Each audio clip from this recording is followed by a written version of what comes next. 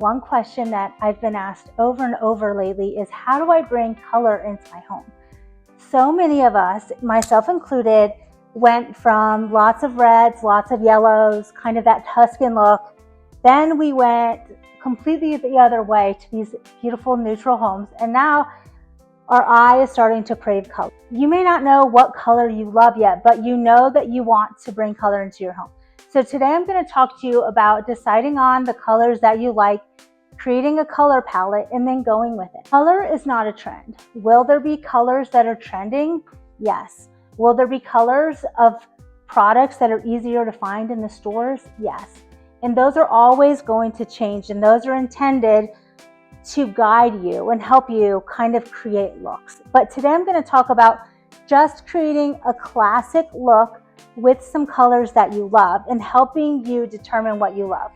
So I'm a firm believer that our choice in colors stems back to something nostalgic. So for me, I'm not surprised that I've been really drawn to blue because growing up, my mom loved blue. She did a lot of decorating in blue. Our dishes were blue and white. And so I think it makes sense for me to be drawn to blue. Now, is blue kind of trending right now? Yeah, it is. It's getting pretty easy to find blue decor. And at our shop, we have some blue elements. But it's not all blue, and blue isn't for everybody. But I'm going to use blue today as an example to show you how you can start bringing a color that you love into your home and not be afraid that you're going to make a mistake. So what I recommend is to start taking screenshots or start creating a Pinterest board of things that you love. And then just take some time as you're laying on the couch and really look at what elements are you drawn to? Are you drawn to little floral patterns? Are you drawn to contemporary? Are you drawn to circles? Are you drawn to stripes? And as you start noticing patterns that you like, you'll probably start noticing colors that you like. You'll probably start creating a style that you like as well.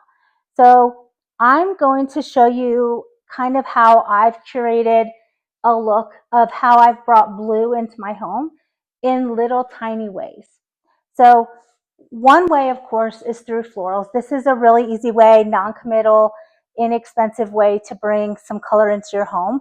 Find the exact shade of the color that you like and find some beautiful stems and kind of go with it. So these are from our shop, of course, and I'll link some of the products here, and then some of these items are just curated and I don't even have links to share with you. So I have been constantly finding myself drawn to little block print patterns. Again, nostalgia for me. This is a pattern that I can look back into my childhood. I can picture having in my home. I can picture vacations in New England or East Coast where a lot of these little patterns were prevalent. So this is a little pattern that I'm drawn to. It's a block print, and I just have these on some little seat cushions in my dining room. I've also curated this, brought this blue in with some books. So this is fun if you have an antique store, especially going and kind of looking through all the old books. A lot of times you can find a book that's like the exact color that you want, and you can pair it in with some neutrals and then stick these on a shelf. That's a really good way just to tie that in. The key is that you want to bring whatever color it is that you like throughout your home. You want it to flow from room to room, and you want to have it, your eye wants to see it. So picking little corners or little spots in your home and adding that blue. You don't have to paint your walls blue, but bringing that color in so that it ties together. So books are a great way to do it. Of course, I mentioned using florals, adding little pops of color. I have a weakness when it comes to little plates. I love collecting plates. I'm really attracted to, it's more of an indigo blue, as you can see in here. I've got slip covers on my chairs that I can change out whenever I want. Those are indigo blue. And so I've been collecting some different plates along the way. And of course, I love patterns. And so I'm going to share with you about some pattern mixing using the colors that you love. So that's coming here in a second. Also, a fun way, patterned lampshades are getting really accessible now. So little patterned lampshades and textiles. So for example here, this isn't the exact shade of blue that I love, but for me personally, but it's close enough that I can use this in my home, and it kind of ties the block print patterns together in different shapes. Don't be afraid, of course, to keep using your neutrals. This is a white ruffled runner that we carry in our shop. I washed it, and when I did that, it gave it this really nice crinkly look, which I love. And so I use this and I layer it with the block print runner, and it's really pretty on my island. So that's another way that you can bring in color.